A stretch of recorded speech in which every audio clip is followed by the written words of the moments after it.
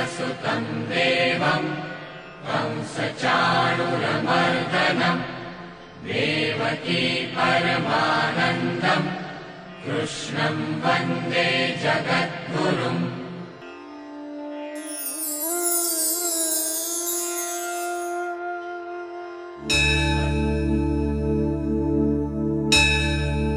கோலமலர் பாவைக்கு அன்பாகிய என் அன்பேயோ, நீல வரையிரண்டு பிறைகவ்வி நிமிர்ந்ததொப்ப கோலவராக முன்னாய் நிலம் கோட்டிடை கொண்டவெந்தாய் நீலக்கடல் கடைந்தாய் உன்னை பெற்றினி போக்குவனோ. ஸ்ரீமத் பாகவத புராணத்திலே வராகப் பெருமாளை அனுபவித்து கொண்டு வருகிறோம். அந்த வராகப் பெருமாள் மிக்க அழகனாக காட்சி கொடுக்கிறானாம். நம்மாழ்வார் கோலவராக முன்னாய் நிலம் கோட்டிடை கொண்டவெந்தாய் என்று பாசுரத்திலே காட்டுகிறார். கோல அப்படின்னா அழகிய அப்படின்னு அர்த்தம். கோலவராகம் என்றால் ரொம்ப அழகாக இருக்கக்கூடிய பெருமாளாம் வராகப் பெருமாள். திருவிடவந்தையில் சேவிச்சோம்னா எவ்வளவு அழகு அப்படின்னு தெரியும். பக்கத்திலேயே ஸ்ரீமுஷ்ணம் அப்படிங்கிற க்ஷேத்திரத்தில் வராகப் பெருமாள் காட்சி கொடுக்கிறார். பூவராகப் பெருமாளாக காட்சி கொடுக்கிறார். தன்னுடைய இரண்டு கைகளையும் அப்படியே மடித்து இடுப்பில் வைத்து கொண்டு இப்படி திரும்பி நிற்கக்கூடிய அழகு, அதை காண கண்கோடி வேண்டும். அதனால் கோலவராகப் பெருமாள் அத்தியாச்சரியமாக பல க்ஷேத்திரங்களிலே காட்சி கொடுக்கிறார்கள். அதைத்தான் கீழே நாம் ஆதிவராகப் பெருமாள் திருமலையிலே காட்சி கொடுப்பதையும், அடுத்து லக்ஷ்மி வராகப் பெருமாள் திருவிடவந்தையிலே காட்சி கொடுப்பதையும், ஸ்வேதவராகப் பெருமாள் திருவள்ளரையிலே காட்சி கொடுப்பதையும் கீழே அனுபவித்தோம். கேளல் ஒன்றாகி இடந்த கேசவன் என்று ஆழ்வார் பாசுரம். கேசவன் அப்படின்னா பிரசஸ்த கேசபாஷா அப்படின்னு அர்த்தம். நல்லா நீண்டு அழகிய சுருண்டு கருத்து இருக்கக்கூடிய கூந்தலை உடையவன், அவனுக்கு தான் கேசவன் அப்படின்னு பெயர். இப்போ வராகப் பெருமாளை பார்த்து கேசவன் என்று பாடுகிறாராம். வராகப் பெருமாளுடைய கேசம் அவ்வளவு அழகாக இருக்குமா. ஆழ்வார் ஒரு பாசுரத்தில் நாம் எந்த புஷ்பத்தை வாங்கினாலும் வராகப் பெருமாளுக்கே சூட்ட வேண்டும் என்று திருமங்கை ஆழ்வார் ஒரு பாசுரத்தினாலே காட்டுகிறார். கள்ளார் துழாயும் கனவிளையும் கூவிளையும் முள்ளார் முளரியும் ஆம்பலுமுன் கண்டக்கால் புள்ளாய் ஓர் ஏனமாய் உக்கிடந்தான் பொன்னடிக்கென்னு உள்ளாதார் உள்ளத்தை உள்ளமாக் கொள்ளோமே என்று பாசுரத்திலே அருளி செய்கிறார். எந்த புஷ்பத்தை வாங்கினாலும் அதை வராகப் பெருமாளுடைய திருமுடியிலே சூட்ட வேண்டுமா. நாம் பகவானுக்குன்னு புஷ்பம் வாங்குகிறோம், ஏதோ ஒரு 10 ரூபா கொடுக்குறோம், 20 ரூபா கொடுக்குறோம், 2 முழம் கொடுக்குறா. அதை வாங்கி உடனே நம்ம தலையில் வச்சிடுறோம். அப்படி வைக்கக்கூடாது. பகவானுக்கு சாற்றி அதில் ஒரு துளி அதை பகவானுக்கு சேர்த்து விட்டு அதில் ஒரு துளி அதை எடுத்துத்தான் நம்முடைய கூந்தலிலே சூட்டி கொள்ள வேண்டும். எந்த புஷ்பத்தை வாங்கினாலும் வராகப் பெருமாளுக்காகவே வாங்கணுமா. எந்தெந்த புஷ்பம்லாம்? கள்ளார் துழாயும் கனவிளையும் கூவிளையும் முள்ளார் முளரியும் ஆம்பலும் முன் கண்டக்கால் புள்ளாய் ஓர் ஏனமாய் புக்கிடந்தான். ஏனமாய் புக்கிடந்தான் என்றால் பன்றியாக அவதரித்தான். வராகப் பெருமாளுக்கு புஷ்பங்களில் இருக்கக்கூடிய அனைத்து வகைகளையும் திருமங்கை ஆழ்வார் இப்பாசுரத்தில் காட்டி எந்த புஷ்பத்தை வாங்கினாலும் வராகப் பெருமாளுடைய திருமுடியிலேயே சூட வேண்டும். அப்படி யார் நினைக்கிறார்களோ அவர்களுடைய உள்ளத்தை உள்ளமாக கொள்ளுவோம். வராகப் பெருமாளுக்கு புஷ்பத்தை சூட்ட மாட்டேன்னு யார் நினைக்கிறாளோ அவர்களுடைய உள்ளத்தை உள்ளமாக கொள்ளோம் அப்படின்னு தெரிவிக்கிறார். அது என்ன உள்ளத்தை உள்ளமாக கொள்ளோம் அப்படின்னா என்ன அர்த்தம்? வராகப் பெருமாளுக்கு யார் புஷ்பத்தை சூடுறாளோ அவனை நான் மனிதனாக நினைப்பேன் அப்படின்னு சொல்லட்டும், நியாயம். வராகப் பெருமாளுக்குன்னு புஷ்பத்தை வாங்கணுமா, அப்படி நினைக்காம யார் வாங்குறாளோ அவர்களுடைய உள்ளத்தை உள்ளமாக கொள்ளேன் அப்படின்னு ஆழ்வார் பாசுரம். ஏன் அப்படி தெரிவிக்கிறார்னா, முதல்ல என்ன சொன்னார்? புஷ்பத்தை வராகப் பெருமாளுக்குன்னு நினைச்சுண்டு வாங்கணுமா. புஷ்பத்தை நாம் வாங்கும்போது நாம் வராகப் பெருமாளுக்குன்னு நினைத்து கொண்டு வாங்க வேண்டுமா. நீ சூட்டுவது உன்னுடைய மனைவிக்கு சூட்டு, வேண்டான்னு சொல்லலை. உன் தங்கைக்கு சூட்டி விடு, உன்னுடைய தாயாருக்கு சூட்டி விடு, உன்னுடைய பெண்ணுக்கு சூட்டிவிடு. ஆனால் வாங்கும்போதாவது வராகப் பெருமாள் அப்படின்னு நினச்சிண்டு வாங்கலாமே. நீ யாருக்கு வேணாலும் கொடு, எந்த பெண்ணுக்கு வேணாலும் இந்த புஷ்பத்தை கொடு. ஆனால் வாங்கும்போதாவது வராகப் பெருமாளுக்காக இந்த புஷ்பத்தை வாங்குறேன் அப்படின்னு நினைச்சுண்டாவது வாங்கலாமே. அப்படி யார் நினைக்கவில்லையோ அவருடைய உள்ளத்தை உள்ளமாக கொள்ளோமே என்று தெரிவிக்கிறார். புஷ்பத்தை வாங்கி வராகப் பெருமாளுக்கு தான் சூட்டணும், அதுதான் முதல் நிலை. அது நம்மால் முடியாமல் போனாலும் பரவாயில்லை, வாங்கும்போதாவது பகவானுக்காக என்று நினைத்து கொண்டாவது வாங்கலாமே. அதுவும் இல்லையே இவனுடைய மனதிலே. அதனால இவனுடைய மனதை, உள்ளத்தை உள்ளமாக கொள்ளோம் என்று ஆழ்வார் பாசுரத்திலே தெரிவிக்கிறார். அடுத்து இந்த பாசுரத்தில் எந்த புஷ்பமாக இருந்தாலும் அதை வராகப் பெருமாளுக்கு சூட்டலாம் என்று ஆழ்வார் பாடுகிறார். ஆனால் வேதம் எந்த புஷ்பத்தையும் பகவானுக்கு சூட்டலாமான்னா கிடையாது. ஒரே ஒரு புஷ்பத்தை தவிர மற்ற எல்லா புஷ்பத்தையும் பகவானுக்கு சூட்டலாம்னு வேதம் சொல்கிறது. ஆனால் ஆழ்வார் என்னென்னா எந்த புஷ்பத்தையும் பகவானுக்கு சூட்டலாம் அப்படின்னு சொல்லுகிறார். அப்போ வேதத்துக்கு விரோதமாக ஆழ்வார் பாடுகிறாரா அப்படின்னா இல்லை. எந்த புஷ்பத்தை சூட்டக்கூடாதுன்னு சொல்கிறதுன்னா, ந கண்டகாலிகா புஷ்பம் தேவாய நிவேதயேத். ந கண்டகாலிகா புஷ்பம். கண்டகாலிகா புஷ்பம்னா அந்த மலர், அந்த மலருக்கு கீழே ஒரு முள் இருக்கும். அந்த மலருக்கு கீழே இருக்கக்கூடிய முள் அது இருக்கிறபடினால அந்த புஷ்பத்தை சூட்டுவது கூடாது அப்படின்னு வேதம் நிந்திக்கிறது. பகவானே எனக்கு அந்த புஷ்பம் வேண்டாம்னு சொல்லிட்டானா. எதுக்காக சொன்னா, இந்த புஷ்பத்தை பறித்து அதை தொடுத்து கொடுத்துட்டா முள் பகவானுடைய திருமேனிலே உடலிலே குத்திவிடும், அதனால் வேண்டான்னு சொன்னானா? இல்லை, எனக்கு எந்த புஷ்பத்தை சூட்டினாலும் நான் ஏற்றுக்கொள்ளுவேன். ஆனால் எனக்கு சூட்டணுங்கிறதுக்காக என்னுடைய பக்தன், என்னிடத்துல அன்பே வடிவெடுத்தவன், அவன் அந்த புஷ்பத்தை பறிக்கணும்னு போவான். 4 புஷ்பத்தை பறிக்கும்போது ஒன்றும் செய்யாது அந்த முள். 5ஆவது புஷ்பத்தை பறிக்கும்போது கவனமின்மையாக அவன் பறிச்சான்னா அவனுடைய கையை பதம் பார்த்து விடும், அவனுடைய கையில் ரத்தம் வழிந்துவிடும். என்னுடைய பக்தனுடைய கையில் ஒரு துளி ரத்தம் வந்து அதுக்கப்புறம் அந்த புஷ்பம் எனக்கு வேணுமான்னா அப்படிப்பட்ட புஷ்பமே எனக்கு வேண்டாம். எனக்கு எந்த புஷ்பத்தையும் சூடலாம்னு சொன்னாத்தானே என்னுடைய பக்தன் அந்த புஷ்பத்தை பறிக்க போவான். இப்போ நான் சொல்கிறேன், என் பக்தனுடைய கையில் அந்த முள் தைத்து விடுமே, அதனால் அந்த புஷ்பமே வேண்டாம்னு சொல்லிவிட்டேன். அப்படின்னா இந்த புஷ்பம் பகவான் வேண்டான்னு சொல்லிட்டான், நாம் இதை பறிக்க வேண்டாம்னு என் பக்தன் சென்று விடுவன்.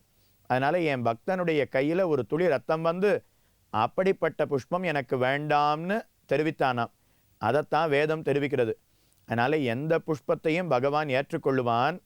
ஆனால் பக்தனுக்கு சிரமப்பட்டு ஒரு புஷ்பத்தை சூடுகிறது என்றால் அதை பகவான் ஏற்றுக்கொள்ளப் போவதில்லை.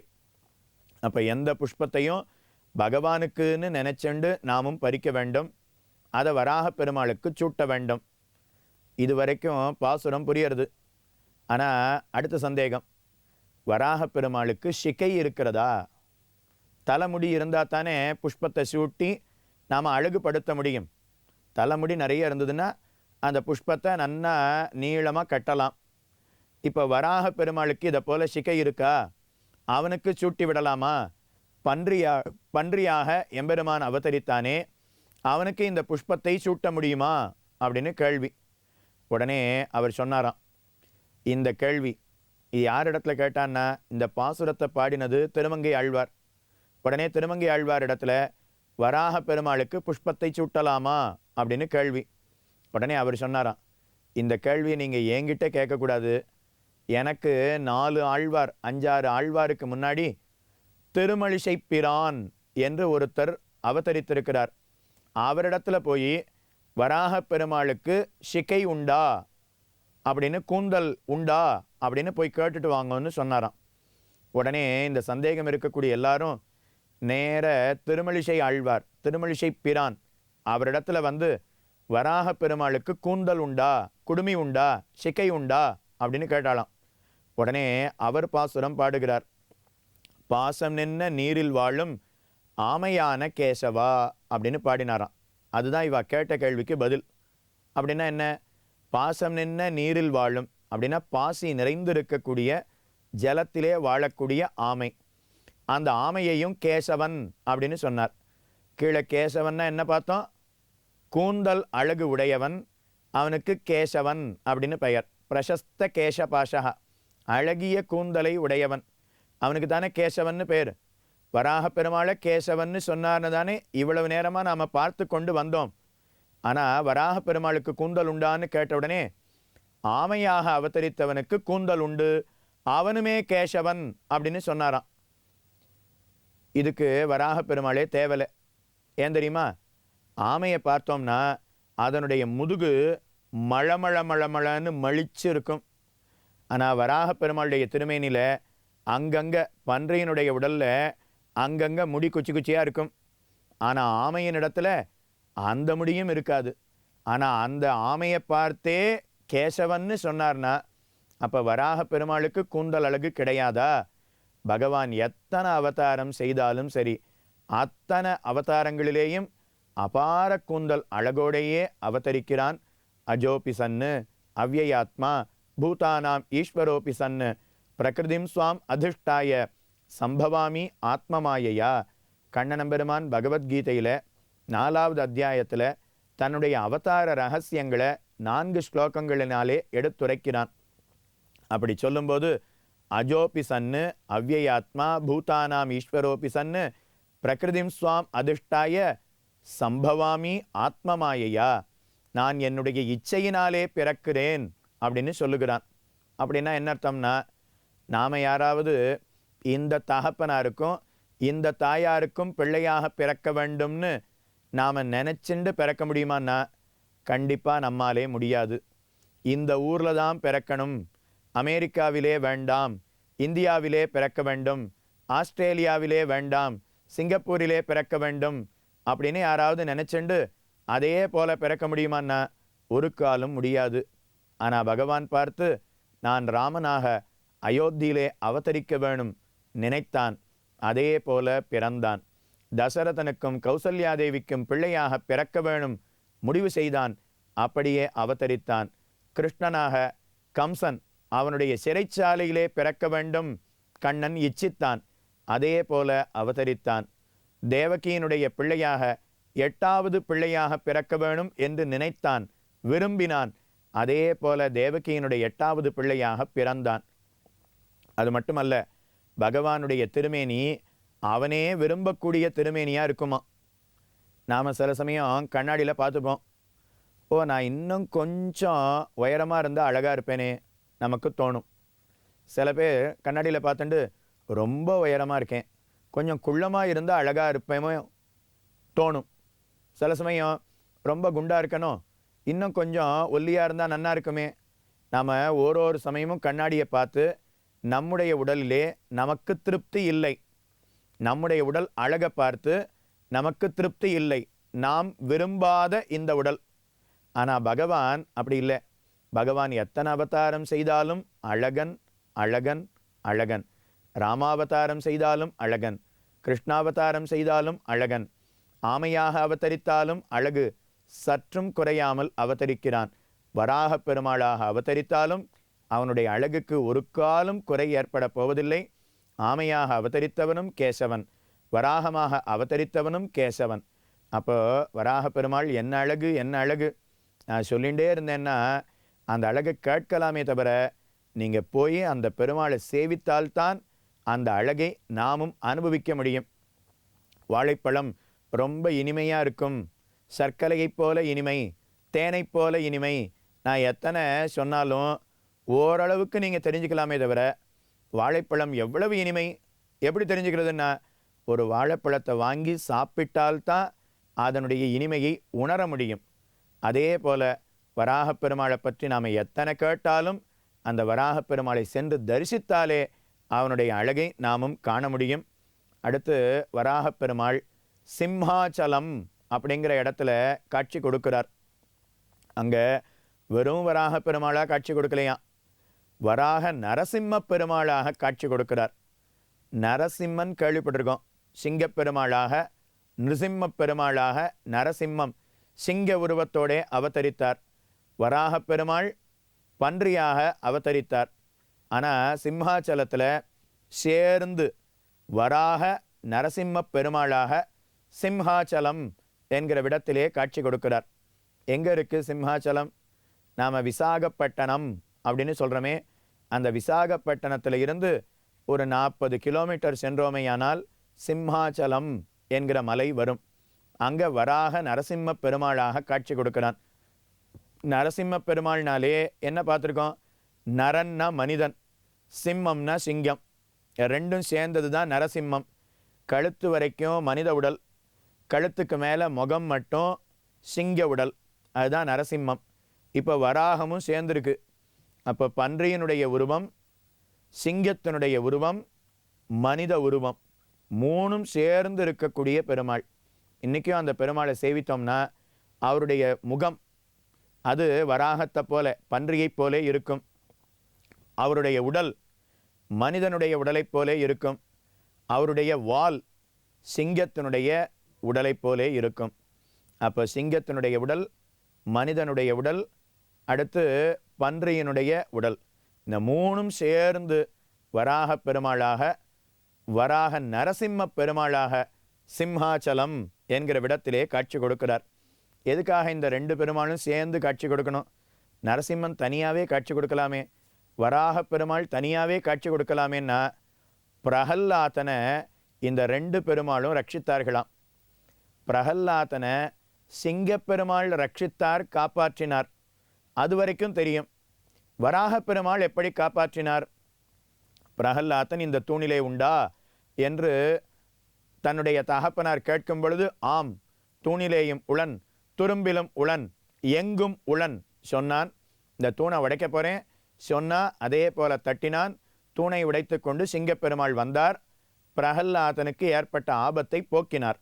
அப்போ பிரகல்லாதனை நரசிம்ம பெருமாள் ரட்சித்தார் தெரிகிறது. ஆனால் இங்கே வராக பெருமாள் எப்படி ரட்சித்தார், அதை எப்படி தெரிஞ்சுக்கிறது? தானும் கேள்வி கேட்டுக்கொண்டு இந்த பிரகல்லாதனை கொல்லணுங்கிறதுக்காக அவனுடைய தகப்பனார் ஹிரண்யகசிபு பெரிய மலை மேலே இருந்து பிரகல்லாதனை அப்படியே தள்ளி விட்டானான். ஆட்களை வச்சு இந்த மலையில் இருந்து என் பிள்ளைய கீழே போட்டுடுங்கன்னு தள்ளி விட்டான். அப்போது பிரகல்லாதன் கீழே விழும்பொழுது வராக பெருமாள் பூமி பிராட்டியோட பன்றியினுடைய உருவத்தில் வந்து தன்னுடைய மடியிலே பிரகல்லாதனை காப்பாற்றி மடியிலே வைத்து ரட்சித்தார். அதனால் பிரகல்லாதனை முதல்ல ரட்சித்தவர் வராக பெருமாள். அடுத்தது தூணை உடைச்சு அதிலிருந்து சிங்கப்பெருமாள் வெளியிலே வந்து பிரகல்லாதனை ரட்சித்தார். இரண்டாவது தடவை ரட்சித்தவர் நரசிம்ம பெருமாள். ஆக மொத்தம் பிரகல்லாதனை இந்த ரெண்டு பெருமாளும் ரட்சித்தார் இல்லையா அல்லவா? அதனால் இந்த ரெண்டு பெருமாளும் சேர்ந்து சிம்ஹாச்சலத்திலே பிரகல்லாதனுக்காக வராக நரசிம்ம பெருமாளாக காட்சி கொடுக்கிறார். பிரகல்லாதன் அந்த பெருமாளை பூஜித்தான். ஆனால் அந்த பிரகல்லாதனுடைய காலத்துக்கு பிற்பாடு பல காலம் செல்ல செல்ல அந்த எம்பெருமானுடைய திருமேனி பூமிக்குள்ளே சென்று புதையுண்டு போனது. ஒரு தடவை புரூரவஸ் அப்படிங்கிற ஒரு ராஜா, சந்திர வம்சத்தை சேர்ந்தவன் புரூரவஸ் என்கிற ராஜா, அவனுடைய சொப்பனத்தில் காட்சி கொடுத்து, நான் இந்த மலைக்கு கீழே இருக்கேன், என்னை தோண்டி வெளியில் எடும்னு சொன்னாராம். தோண்டி வெளியில் எடுத்தான். பாதிக்கு மேலே என்னை வெளியில் எடுக்க வேண்டாம் என்று சொல்ல, அதனால் வருடத்துக்கு ஒரே ஒரு முறை மட்டும் வராக நரசிம்ம பெருமாளாக காட்சி கொடுக்கிறார். என்னை வெளியில் எடுத்தியே என்னுடைய திருமேனி முழுக்க சந்தன காப்பால் மறைத்து விடுவாய்னு சொன்னார். அதனால் இன்றும் அந்த பெருமாள் சந்தனத்தை வைத்து மூடி அந்த வெறும் சந்தனத்தோடு சேர்ந்து இருக்கக்கூடிய பெருமாளைத்தான் சேவிக்க முடியும். ஆனால் வருஷத்துக்கு ஒரே ஒரு நாள் வராக நரசிம்ம பெருமாளாக காட்சி கொடுக்கிறார். இன்றைய தினம் தெரியுமா? வைகாசி மாதம் சுக்லபக்ஷ திருதியை, நாம் பிரசித்தமாக அக்ஷய திருதியை அப்படின்னு சொல்கிறோமே, அன்றைய ஒரே நாள் வராக பெருமாளாக, வராக நரசிம்ம பெருமாளாக காட்சி கொடுக்கிறான். அக்ஷய திருதியை அன்னைக்கு எங்கேயோ ஒரு கடவாசலில் நின்று காத்துருக்கிறோமே, அதுக்கு பதிலாக அந்த வராக பெருமாளுடைய சன்னதி வாசலில் இருந்து காத்திருந்து சேவித்தால் பெரும் புண்ணியம் நாமும் பெறலாம். இன்னும் வராக பெருமாளை பற்றி அடுத்த நாள் பார்ப்போம்.